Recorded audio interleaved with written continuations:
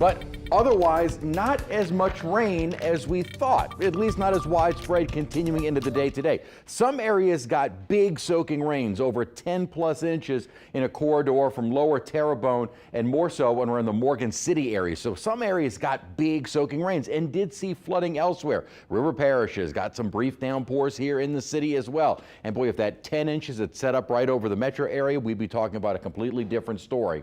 Thankfully, that was not the case. Clearing skies outside right now, very warm at 83 with a dew point of 77. Still feels like 92 at this hour.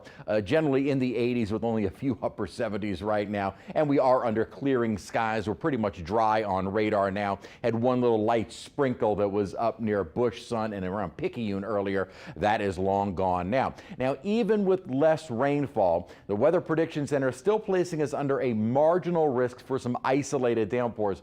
Basically, it means if we were to see any isolated heavy rains, we could pick up another couple of inches in a short period of time. Now, that would be incredibly isolated and not a widespread concern at all. And in fact, much of the rainfall associated with our tropical disturbance has now come to an end. So going through the night tonight, we will stay mostly dry. And then by tomorrow morning, a few spotty scattered showers, maybe an isolated thunderstorm with daytime heating, and then development mainly during those early afternoon, evening hours coming to an end, and dry for our Saturday night. Going into Sunday, again, few isolated showers, although I think our rain coverage Sunday will be a little bit less, about 30%, and then even drier heading into early next week. And the reason for that is we're going to be watching a big upper level high that is kind of centered out over the Atlantic east of Florida.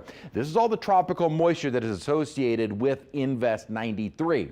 Now, some of it's kind of getting moved out toward Texas. A little bit of it is going to be wrapped around this upper high moving into the Gulf. When that high is positioned over us, hot weather, mid-90s, no rain, heat indices above 110. Here comes that tropical moisture back. As it heads our way, this will likely increase rain chances as we head into the end of next week. Now, there's talk of this is Invest 93 coming back.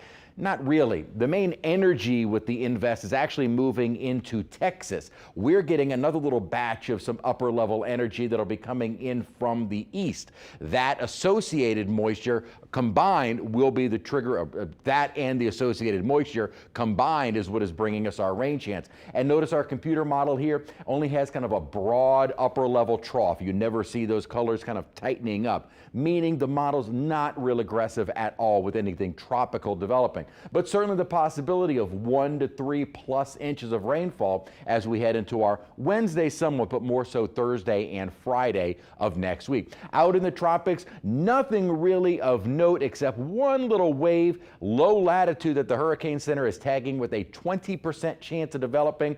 Models do kind of agree with something trying to hold together as it moves toward the islands. Whether or not it's actually able to hold together, we will see. But even as we head toward the end of next week, that little wave would still be south of Puerto Rico. Systems that far out, I kind of call it worth a mention in a forecast, but certainly not anything that we're going to be paying attention to. It would be a solid week before it is even into the Caribbean. So a lot of time to watch it, and that's if it even holds together.